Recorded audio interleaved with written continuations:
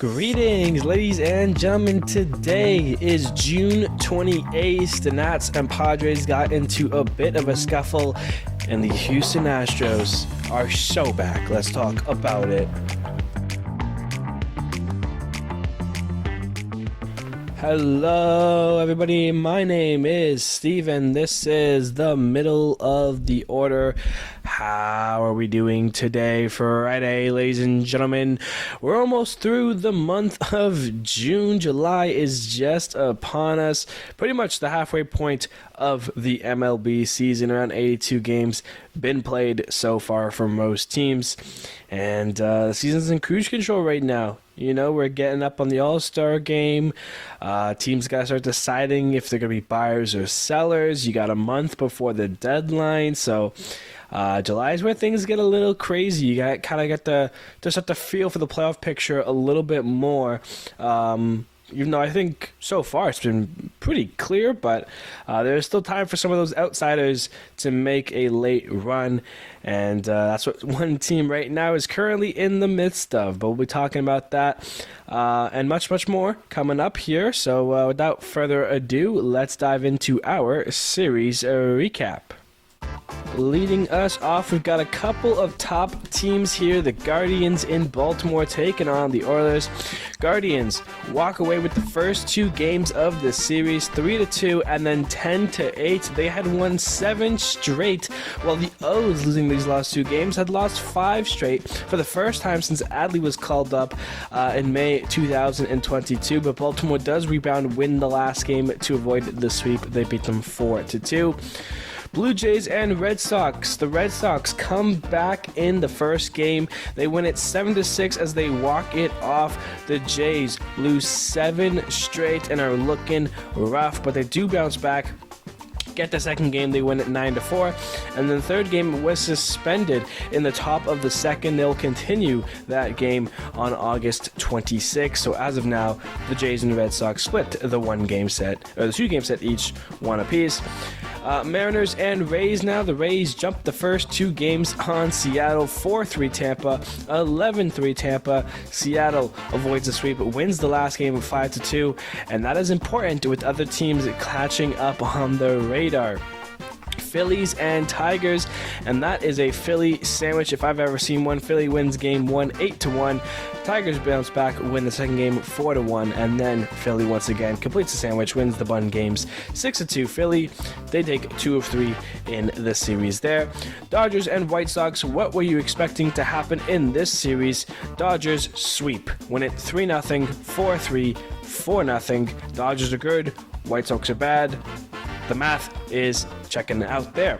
Marlins and Royals. Royals in a bit of a funk as of late. They need a good series against the Marlins here. They take 2 of the 3 games. They win the first game and the third game. Royals win it 4-1. Miami gets the second game 2-1, and then the Royals 5-1 again. So get to the win of the series, but I think Kansas City might have been hoping for that sweep. As we continue on now, Rockies in Houston taking on the Astros, a 2-game set here, and the Astros have been looking good. They take these 2 games against the Rockies, win it 5-2 and 7-1, their 7th straight win, and they're back to 500. Houston is hot. A's and Angels now. The Angels on a bit of a tear recently, and the Angels on a bit of a tear. The A's have been struggling. Angels sweep this series at home versus Oakland. They win it 5-1 the first game, 7-5, and then 5-2 to complete the sweep there. Subway Series, Yankees and Mets. Ding, ding, ding. Here comes New York, and not the team you're thinking about. The Grimace era has been real, and it has been insane. Mets take the 2 games in this series. They win it 9-7, and then 12-2 in the second game. They got 4 home runs off of Garrett Cole. Very impressive there. Yankees, they're on a bit of a skid right now. Got to keep an eye out for them. Their starting pitching hasn't been it. Braves and Cardinals now. The Cardinals walk away with 2 of 3 in this set. They win it 4-3 and 4-1. The first game and the third game. Second game goes Atlanta's way. They win it 6-2. I feel like the Braves have just been middle in packs right now. They gotta step it up right now, find an extra gear, because the Phillies are starting to run away with that division. Pirates and Reds now here. Battle of the NL Central craziness. Closer to the bottom though. Reds take the first game, win it 11-5, but the Pirates bounce back, take it 9-5 and 6-1 in games 2 and 3. Walk away with 2 of 3 in the series here against the Reds. Rangers and Brewers. I bet you guys didn't expect this one. The Astros and Rangers both swept last weekend. Astros sweep again this week, but the Rangers get swept. They went from hot to cold in a matter of seconds. Brewers sweep the series. They win it 6-3, 3-1, and then in the last game, Andrew Monasterio with the walk-off single to take it for the Brewers. They win that one 6-5 as they sweep the Texas Rangers. Not a good sign if you are Texas. Cubs and Giants now for a 4-game set, and what a series this was. First game of the series, the first time the Giants have been home since Willie Mays' passing, so everyone wore 24, and it made for some magic because the Giants came back in this one in the ninth, scored 3 runs to walk it off. And a very impressive win for the Giants to take it 5-4. They continued on with wins in Friday and Saturday's games, 5-1 and 4-3. So 3 straight wins for the Giants, looking for the 4-game sweep. But the Cubs find a way to salvage the series. They take the last game, winning it 5-3. Giants, though, still take 3 of 4 from the Cubs in the series there. Nationals and Padres now. Padres would rock it off in game 1 thanks to Jurickson Profar, Mr. Irrelevant himself. They win it 7-6, and that causes things to get a little testy in game 2. Benches would clear in the first, some home runs had been hit, and things got a little interesting as the Padres took another game 9-7, and you might as well get the sweep when things are going your way, and right now things are going the way of the Padres. They sweep the Nationals, win the last game 8-5, and are looking real good right now. Twins and D-backs for the finishing of the series here. Twins take the end games. D-backs start the series off with a win 5-4, but then Minnesota comes back, wins it 8-3 in the second game and 13-6 to take 2 of 3 against the D-backs. One last game here. It's the Braves and the White Sox. This is an April 3rd makeup game. They both have the off day Thursday, so they both got underway to play that one last game, and the White Sox win it 1-0. Braves struggling right now, and that is your series recap. Moving right along to our game of the week here. We're going to San Francisco, the day they honor Willie Mays, everyone wearing 24. Cubs and Giants top 4s when the runs started coming in. Michael Busch, an RBI single for him, makes it 1-0 Chicago. And then in the 5th, the Cubs rally. Cody Bellinger, an RBI single. Ian Happ grounds out to score a run. And then Dansby Swanson with an RBI double. 3 runs score in the inning. Cubs take a 4-0 lead before the Giants get on the board in the bottom of the 5th. Matt Chapman, home run number 9 on the year. That makes it 4-1. San Francisco's first run of the game. A solo shot for him. Bottom 6. Now it's Nick Ahmed's turn. His first home run on the season. And that's another solo shot. Cuts into the lead 4-2 now. As we head now to the bottom of the 9th. Cubs 3 outs away, but they will run into the Giants offense right here. Michael Conforto, he gets a sac fly for the first out of the inning. That scores another run, 4-3. Austin Slater, later on with the base loaded, he gets a sac fly. That ties the game up. Bases would remain loaded after another batter. Drew Smiley pitching to Tomer Flores ends up walking him. The Giants score 3 runs in the 9th on 2 sac flies and a bases loaded walk to walk it off. Giants win it on a magical day for Willie Mays. They take it 5-4, and that is your game of the week. Now, let's dig into the baseball news, and we're going to start with the Padres and Nationals bench clearing, specifically Jurickson Profar. Mr. Irrelevant himself catches himself into another bench clearing situation. We'll go from the top here. Bring you back to Monday's game, or the first game of the series. Profar, the walk-off hero, wins it for the Padres, the first game of that set. During a celebration, I guess he is towards the Nationals bench, looking out over the Nationals bench. Either way, I guess they were unhappy with that because in the first inning in the next game, as he stepped up to bat, Keibert Ruiz, the Nationals catcher, brought him in for a little conversation. They start engaging in that. Manny Machado, Padres, makes his way over from the batter's box. From the on-deck circle. And then as soon as he gets there, things get a little bit more heated. Keibert Ruiz steps back, and they're kind of jogging around each other. That causes the bench clearing. Nothing really, happened during that. Afterwards, Mackenzie Gore, once things have cooler and settled, Mackenzie Gore, the starter of the game, hits Profar in the leg, 98-mile-an-hour fastball. First pitch of his at-bat. That causes the fans to boo. Mike Schilt, Padres manager, comes on out asking for how come he's not getting ejected. Because you use common sense. After a bench clearing like that, after the walk-off yesterday, they're obviously upset and intentionally threw at my guy. Doesn't matter where you are, don't intentionally throw at somebody. Besides the point, Schilt was upset about that, very heated. Instead, he gets ejected for not going back to the dugout after all that communicating. We're ready to move on. Manny Machado comes up to the dish and absolutely demolishes a pitch from Mackenzie Gore, a 2-run home run.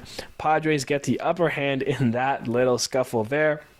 And it gets even better for Profar himself because later in the game, Jurickson Profar hits his 11th home run of the year, a grand slam. And it was all things Padres from that point. He loved that moment. Jurickson Profar having an absolutely incredible season after getting called irrelevant by Will Smith. He's putting up his best numbers of his career right now. And at this rate, is sure to be an all-star for the first time in his career. This is going down as one of the best Profar seasons ever, and I'm here for it. I love what Jurickson Profar has done this year.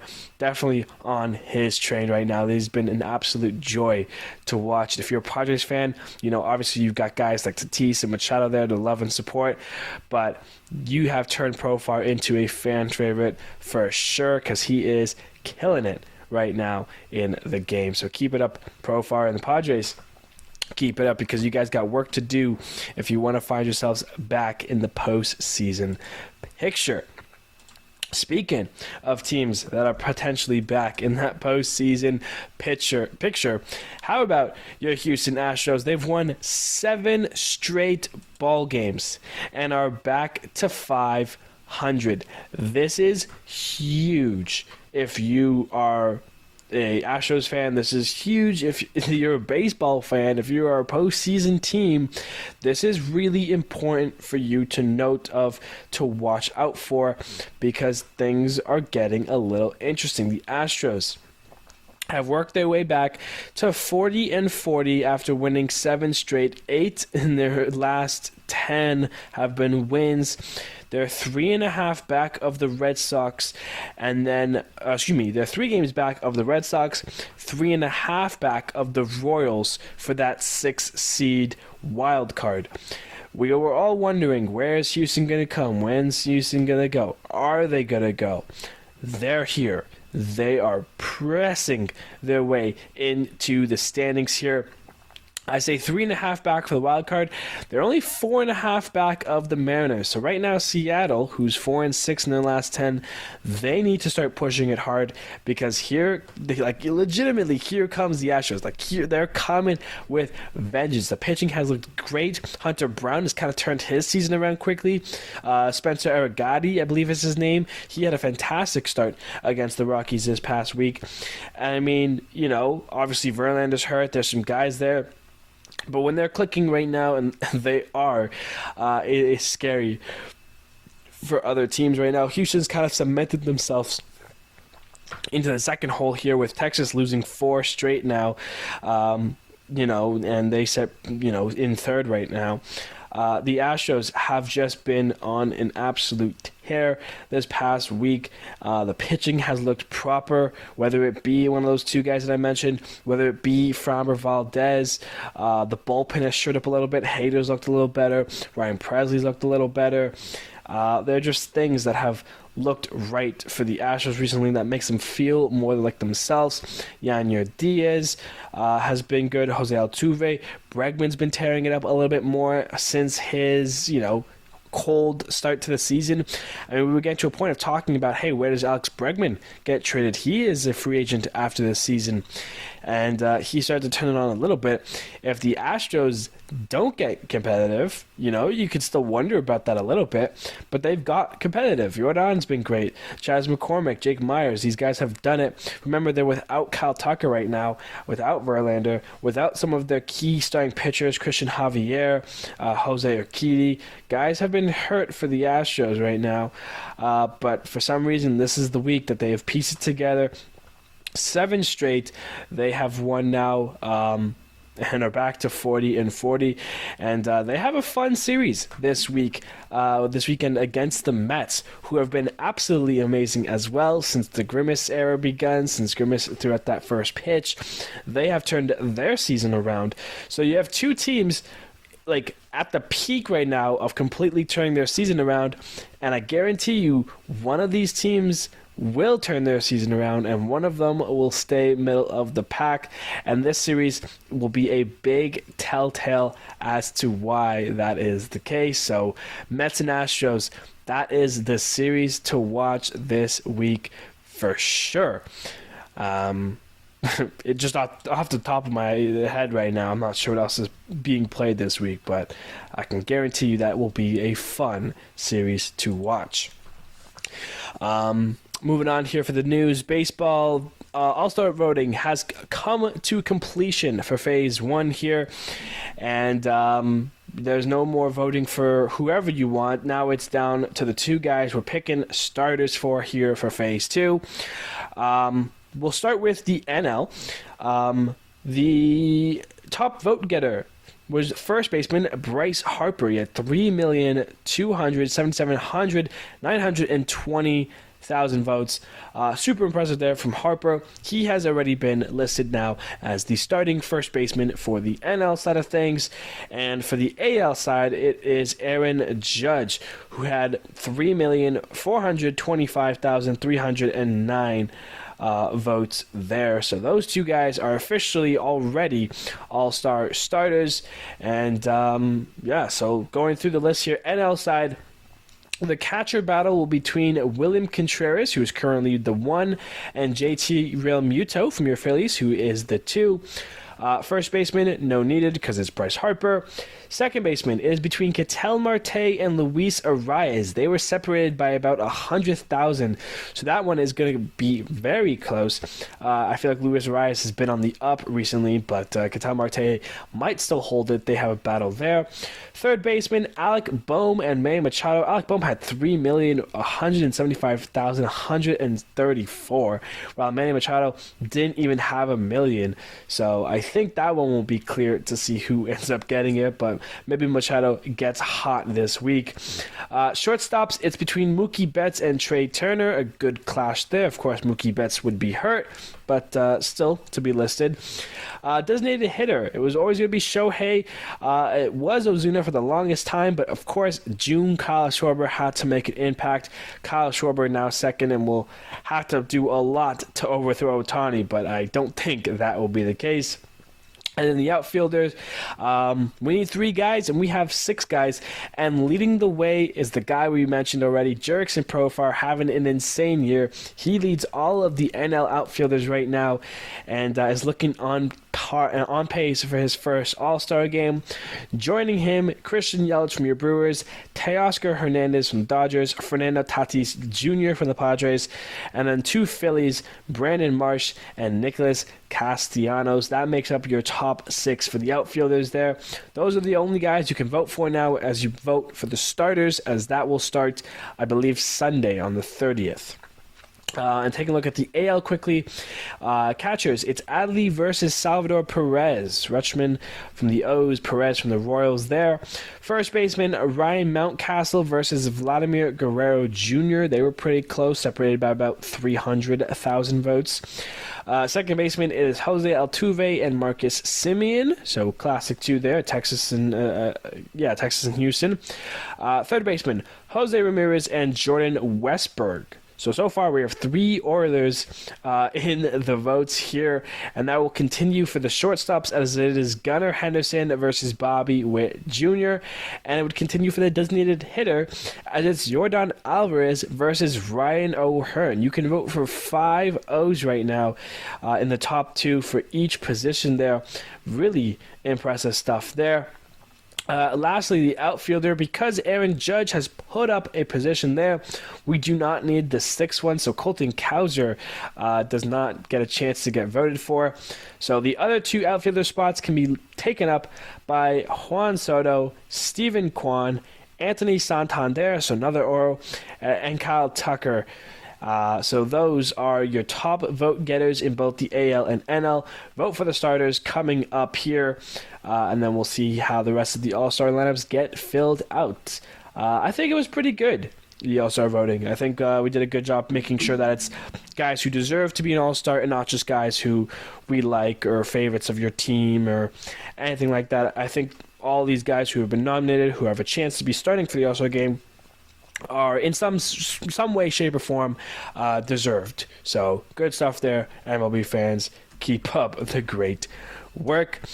Lastly, the last bit of news I want to mention: Matthew Boyd is signed by the Guardians. I thought this guy fell off a rock, if I'm being honest with you. I had no idea he was still around, still relevant. Matthew Boyd had a crazy what year was it? 2021 maybe. With Detroit, he's kind of just been a guy who's been an average starter his whole career, really. No eye-jumping numbers, no all-stars, no anything crazy, realistically. But I just found it surprising for him to be back in the league now. I guess he's going to be with Cleveland. He's been with Detroit pretty much his whole career. A career in which he's 44-67 with a 4.94 ERA. So yeah, nothing too eye-popping there.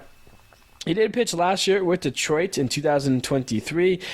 He was 5-5 in 15 games, a 5.45 ERA, and that's all you really need to know about him. He's not an ace by any means, shape, or form, but was for Detroit at one point. I remember that. So, I mean, yeah, Matthew Boyd signs with Cleveland. That will be interesting to see because the Guardians right now, they sit comfortably. They're one of the best teams right now. But the Twins, Royals, they're still on their tails a little bit. You got to keep your foot on the gas here if you're Cleveland. I don't know if this is the right move, but maybe it will pay off for them as they get a lefty starter for them. But I wanted to mention that really briefly here to round up our baseball news.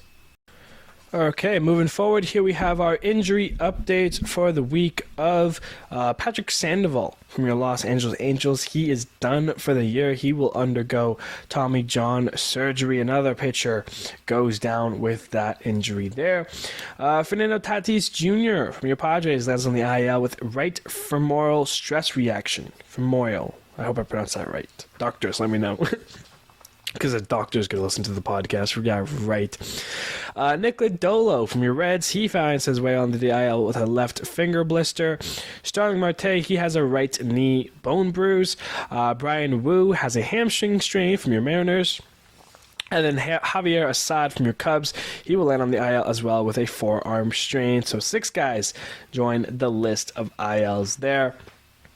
That is our injury updates, and we look now to our outstanding performances for the week of here. The Tarek Skubal leads the way, 7 innings pitched, 3 hits, no earned runs, a walk, and 7 Ks. He continues to be brilliant for the Tigers.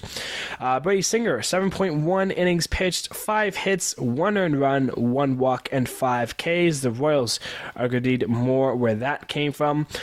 Spencer Arrighetti from your Astros, 7 innings pitched, 3 hits, no earned runs, no walks, 10 strikeouts for him. Dylan Cease from your Padres, 7 innings pitched, 1 hit, no earned runs, 2 walks, and 9 Ks. Matthew Liberatore, 6 innings pitched, 2 hits, no earned runs, a walk, and 8 Ks for the Cardinals. Chris Sale was the losing pitcher against the White Sox, but still threw a very impressive game. 7 innings pitched, 4 hits, an earned run, a walk, and 11 strikeouts against the White Sox. That was yesterday on Thursday. And then Gavin Stone against the White Sox, a complete game shutout for your Dodgers. Very impressive. 9 innings pitched, 4 hits, no earned runs, no walks, and 7 Ks. Only 4 hits the entire game. Gavin Stone was on it, and that is your outstanding performances.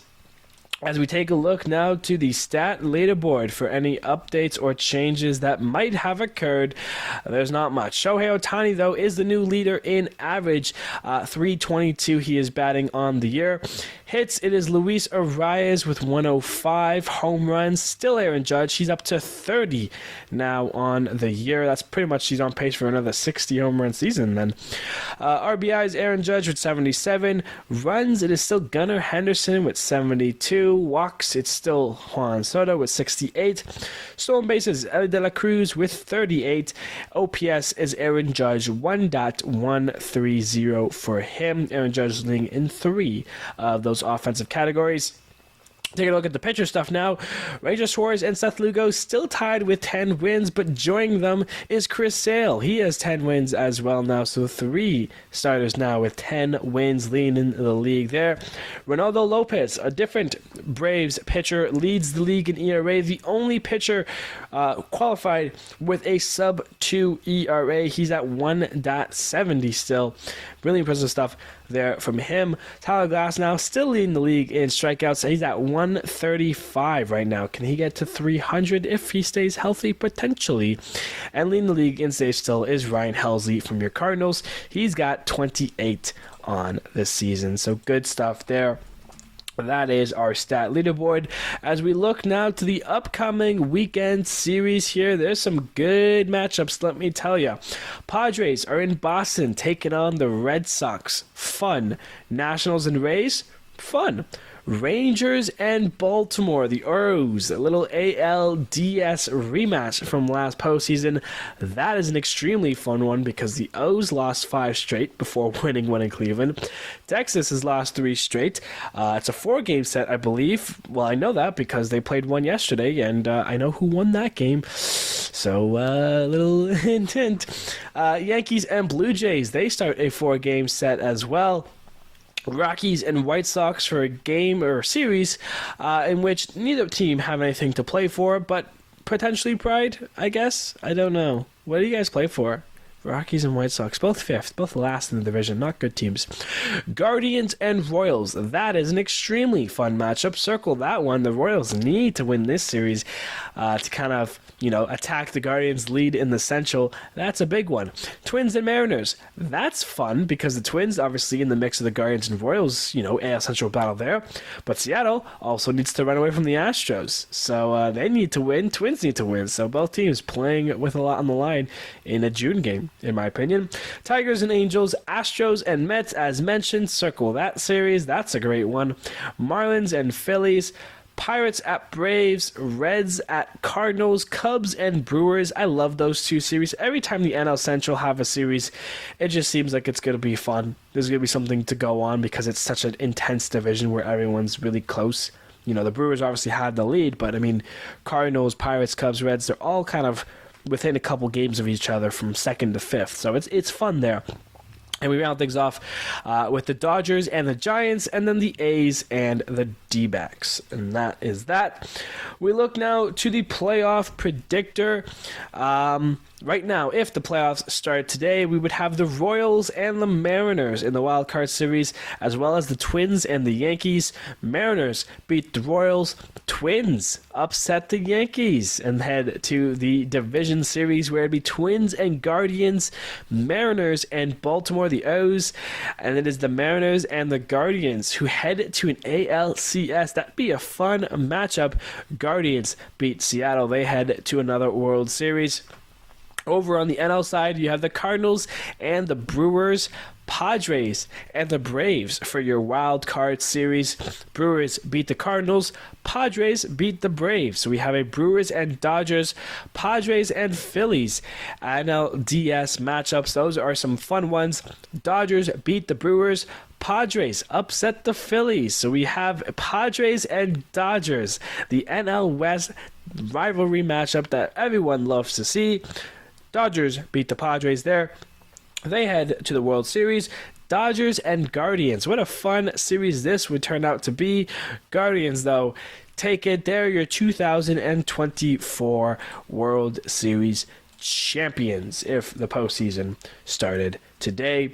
Ladies and gentlemen, that is going to do it for us here today. Thank you everybody so much for listening. Another episode in the books here, and yeah, we're halfway through the season as mentioned. Next time we are going to be in July. It'll be July 1st. That's going to be Canada Day for those who celebrate that. And a week from today, we'll be doing our June Player of the Month. So stick around for that as we gear up towards the All-Star Game and to the dog days of summer, realistically. So good stuff happening in the world of baseball. I appreciate you all. Thank you, everybody, so much. And I will see you on Monday.